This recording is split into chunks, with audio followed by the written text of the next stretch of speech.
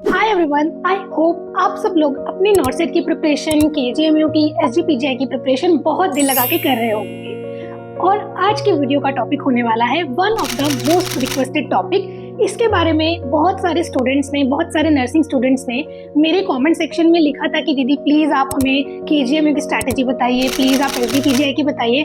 So today's video is for दो students जो KGMU के एग्जाम देने वाले हैं। दिस वीडियो इज फॉर दो स्टूडेंट्स जिन्होंने केजीएमयू के एग्जाम के लिए बहुत ज़्यादा मेहनत करी थी, but unfortunately the exam got postponed.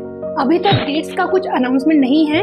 I know it was shocking, frustrating and emotionally draining, but this is the moment जब हमें डिसाइड करना है कि हम लोग कैंडिडेट हैं या अभी तक अनाउंस नहीं हुई है, किसी को कुछ क्लू नहीं है कि क्या होने वाला है आगे। बट याद रखना कि अपॉर्चुनिटीज कभी भी जाती नहीं है। आपको जितना भी अभी टाइम मिल रहा है, please treat it as a bonus time, जिससे आप पहले से भी ज्यादा 10 टाइम्स अच्छे से प्रिपेयर करके अपने कमिंग एग्जाम में बैठ सको। सो बात करते हैं केजीएमयू की प्रिपरेशन स्ट्रैटेजी के बारे में। तो ये पेपर 100 मार्क्स का होता है, जिसमें 60 क्वेश्चन आते हैं आपके नर्सिंग के एंड 40 क्वेश्चन आते हैं आपके नॉन नर्सिंग के।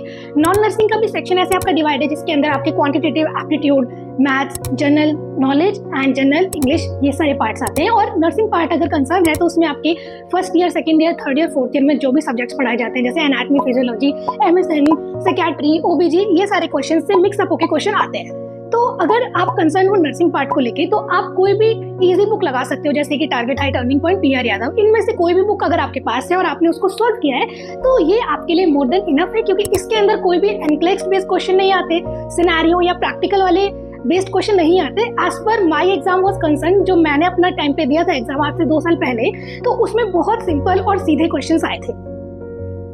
बट हम लोग ऐसे प्रेडिक्ट नहीं कर सकते कि अब इनकी क्या पॉलिसी चेंज हो जाएगी। लेकिन जितना मेरा एक्सपीरियंस है, जितने मैंने एग्जाम्स दिए हैं, नॉर्सेट के अलावा बाकी जितने भी एग्जाम होते हैं वो सारे के सारे इजी होते हैं। स्टेट एग्जाम सारे के सारे इजी होते हैं। नॉर्सेट वाले लेवल को टक्कर नहीं दे पाते हैं वो लोग। अगर आप लोगों ने नॉर्सेट लेवल की प्रिपरेशन करी है तो आपका नर्सिंग पार्ट ऑलरेडी बहुत स्ट्रॉन्ग है।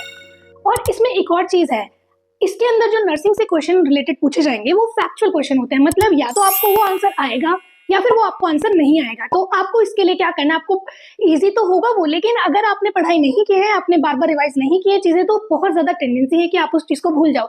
तो आपको रिवाइज करना है again and again and again, और जितने भी आपके प्रीवियस ईयर क्वेश्चन है उसको करना है प्रैक्टिस। और आप कोई भी एक बुक पकड़ लो, या तो आप टर्निंग पॉइंट पकड़ लो या फिर आप पीआर यादव पकड़ लो। मेरे हिसाब से इन दोनों में से आप कोई भी बुक अगर लगा रहे हो तो वो आपके केजीएमयू या फिर एसजीपीजीआई, कोई भी एग्जाम है स्टेट गवर्नमेंट का, उसके लिए मोर देन इनफ है। Now let's come to the non nursing part, जिसके अंदर आपकी जनरल मैथ्स आएगी। मेरे टाइम पे मैथ बहुत ज्यादा सिंपल आई थी, जैसे कि नॉर्मल आपका पेरीमीटर पूछ लिया था, या फिर 2a+b ये वाले फॉर्मूले पूछ लिए थे। मतलब बेसिक आप फॉर्मूलेज कर जाइए। आप क्वांटिटेटिव एप्टीट्यूड तो आई गेस सभी को आता होगा, और जनरल नॉलेज और जनरल इंग्लिश भी बेसिक लेवल की आती है। मेन जो इसमें थोड़ा सा ट्रिकी पार्ट आता है वो जनरल नॉलेज का आता है, तो वो आप देख लो। अगर आप ऑलरेडी बहुत अच्छे हो तो आपके लिए एक विन विन सिचुएशन हो सकती है, और अगर आप नहीं हो अच्छे तो थोड़ा सा पढ़ के चले जाना। लेकिन अगर आप देखो, आप जनरल नॉलेज पे ज्यादा टाइम वेस्ट नहीं कर सकते, क्योंकि अगर आप बिल्कुल जीरो हो उसमें तो आप 10-15 दिन में तो बहुत ज्यादा अच्छा नहीं परफॉर्म कर लोगे उसमें। तो आप rather than performing on one subject, आप जो बाकी के 3 एरियाज है, जैसे कि एप्टीट्यूड, इंग्लिश और जनरल साइंस, इसमें आप काम करिए, क्योंकि बाकी के 30 क्वेश्चन इसी से आएंगे। तो आप जीके अगर आपकी कम वीक है या अच्छे से नहीं आती है, आप उसको छोड़ दो। बाकी के जो 3 एरिया आप उस पर काम करिए, और उससे आपका हो सकता है सिलेक्शन इंश्योर हो जाए। और ये मत भूलना कि अगर आपकी नर्सिंग अच्छी है तो आपका सिलेक्शन हो जाएगा, नहीं, क्योंकि इसमें 40% वेटेज आपकी नॉन नर्सिंग की है। तो आपका नॉन नर्सिंग पार्ट भी बहुत अच्छा होना चाहिए, ताकि आपका सिलेक्शन पक्का केजीएमयू के अंदर हो जाए। एंड लास्ट थिंग मैं आपको ये बताना चाहूंगी कि आप अपने जितना भी अभी पढ़ाई कर रहे हो, जितना भी आपको टाइम मिल रहा है, आप एक कंसाइज नोटबुक बनाइए, जैसे मैंने अपनी पिछली वीडियोस में भी बनाया कि अपने नोट्स को इफेक्टिव कैसे बनाना है। तो आप या तो उस वीडियो को देख सकते हैं, आप एक अपनी कंसाइज नोटबुक बनाइए, जिसमें आप अपने लास्ट मिनट रिविजन के सारे पॉइंट्स लिखेंगे, सारे प्रीवियस ईयर टॉपिक लिखेंगे, प्रीवियस ईयर क्वेश्चन लिखेंगे, ताकि एंड मोमेंट पे आपको 1 हफ्ते पहले वो आप बुक को अच्छे से पढ़ोगे, 3-4 बार उसकी रीडिंग लगाओगे, ताकि आप 100% अपने पेपर के लिए प्रिपेयर हो। मेरा मैसेज आप सब लोगों के लिए यही है कि आप जिस चीज को कंट्रोल कर सकते हो आप उसी चीज को कंट्रोल करो।